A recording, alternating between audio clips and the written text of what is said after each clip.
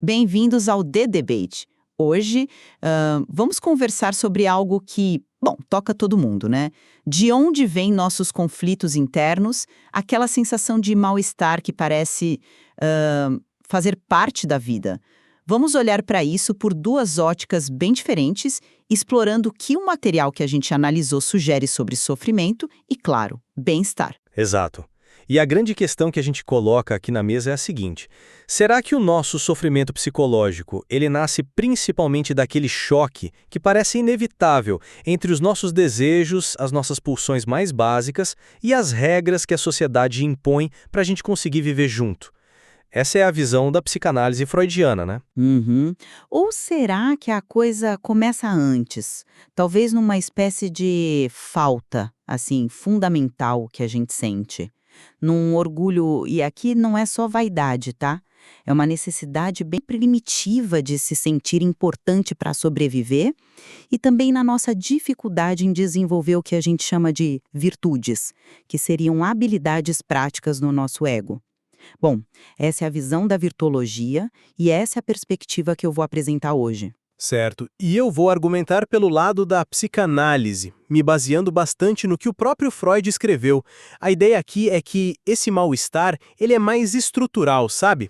Quase como um preço que a gente paga por viver em civilização. Então, começando pela virtuologia, a gente entende que o conflito psicológico, a neurose mesmo, ela não começa necessariamente no confronto com a cultura lá fora. A raiz estaria numa falta mais profunda, quase existencial, e também na força de impulsos bem primitivos como o orgulho e o egoísmo. Esse orgulho, para a virtuologia, é interessante, porque é visto como uma necessidade antiga, sabe? Ligada à nossa sobrevivência no grupo, quase biológica, essa coisa de precisar ser visto, ser valorizado. E aí, quando a gente tenta preencher essa falta de um jeito meio torto, geralmente movido por esse orgulho, bom, aí é que surge o sofrimento. E qual seria a saída, então, dentro dessa visão? Olha, a saída passa por desenvolver conscientemente as virtudes. E aqui é importante dizer, virtude não é moralismo, tá? São como competências práticas do ego. Por exemplo, ter humildade para lidar com a falta, paciência para esperar as coisas acontecerem, aceitação daquilo que a gente não pode mudar.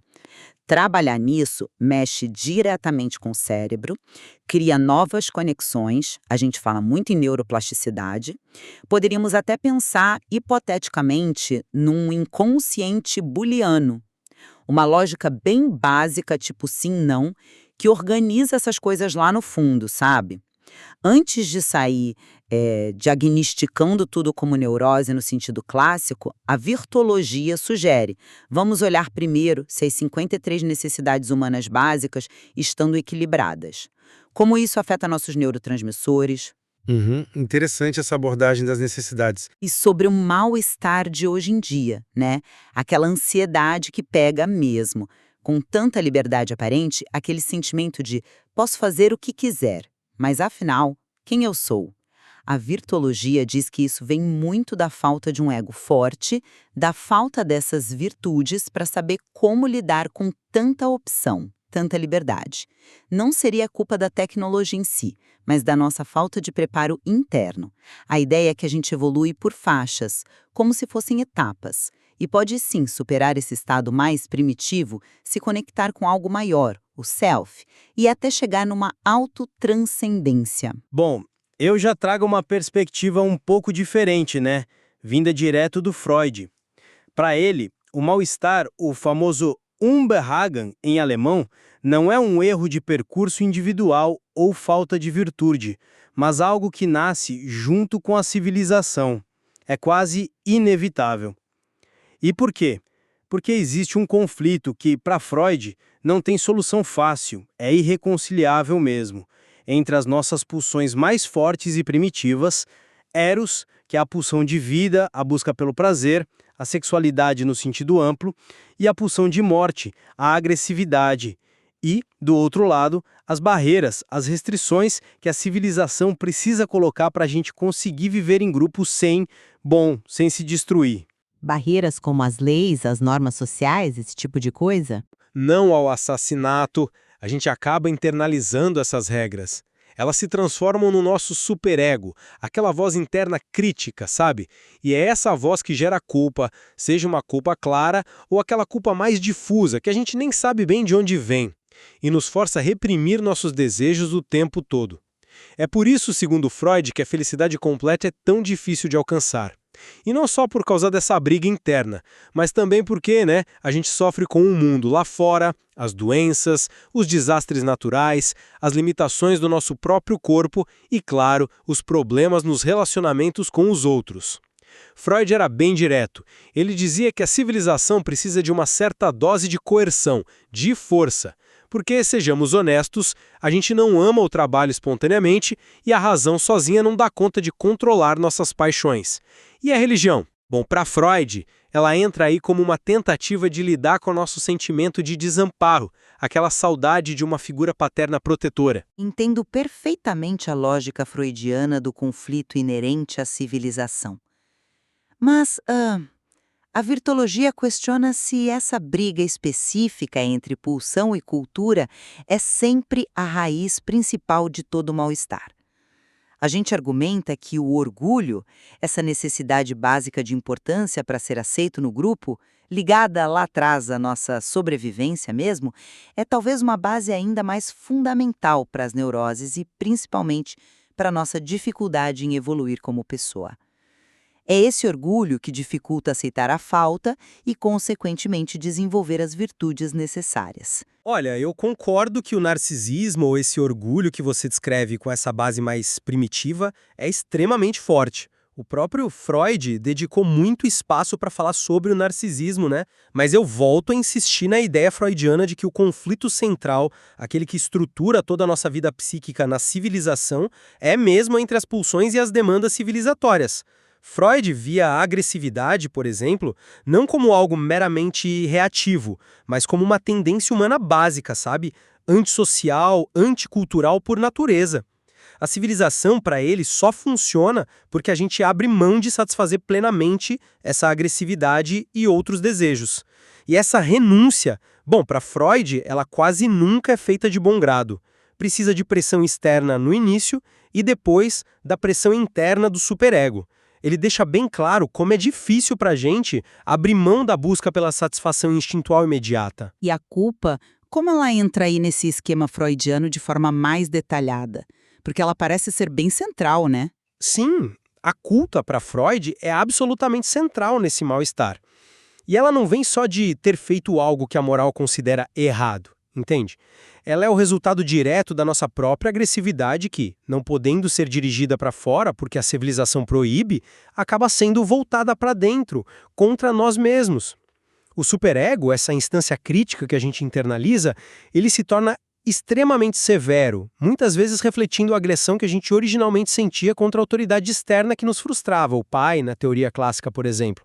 Então, o superego vira o agente dessa agressão interna, criando um sentimento de culpa constante, às vezes totalmente inconsciente, que nos consome e mantém o mal-estar e o conflito sempre acesos. Percebo como a culpa é um pilar aí, mas a gente vê isso um pouco diferente na virtologia.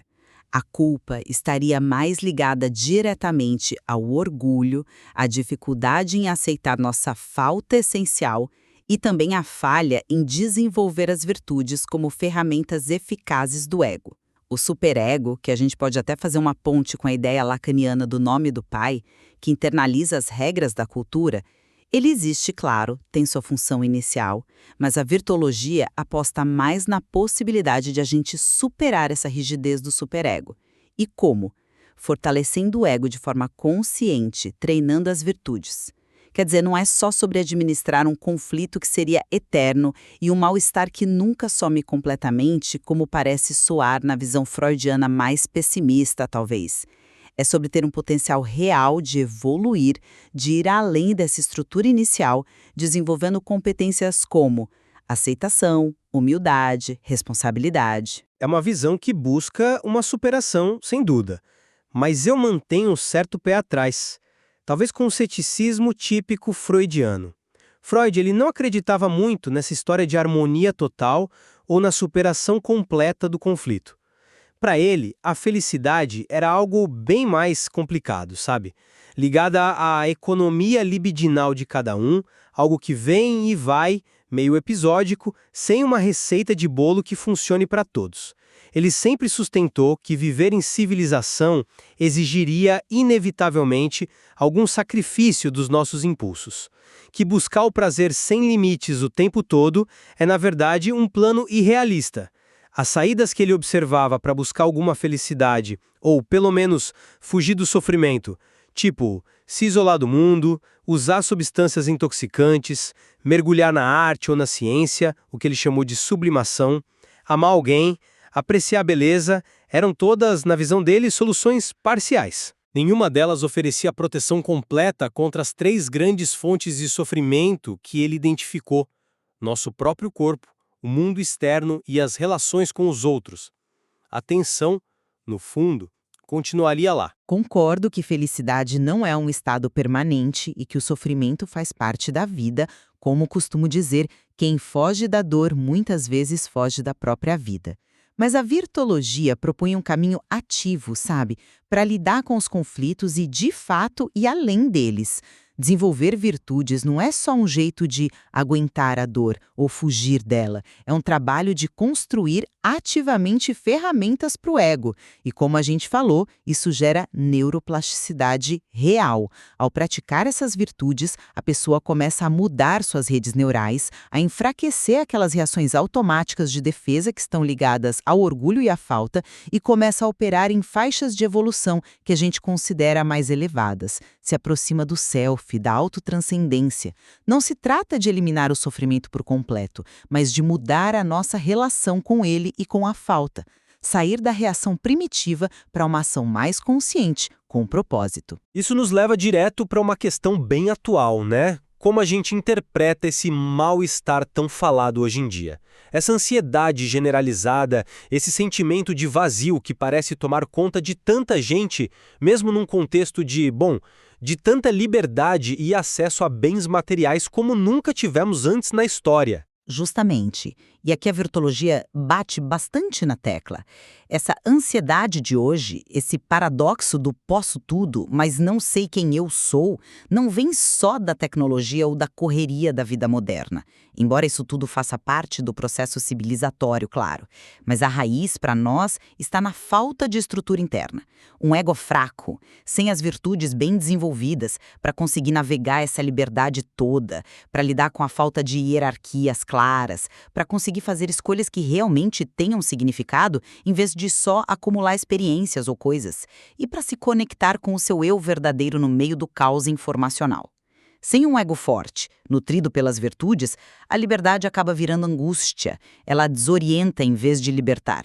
Já eu acho que esse mal-estar contemporâneo se encaixa, na verdade, perfeitamente no modelo freudiano. Podem ser apenas novas caras, novas manifestações para o mesmo conflito básico de sempre: pulsão versus civilização. Talvez a pressão social hoje seja diferente, talvez as fontes de frustração dos nossos desejos sejam outras.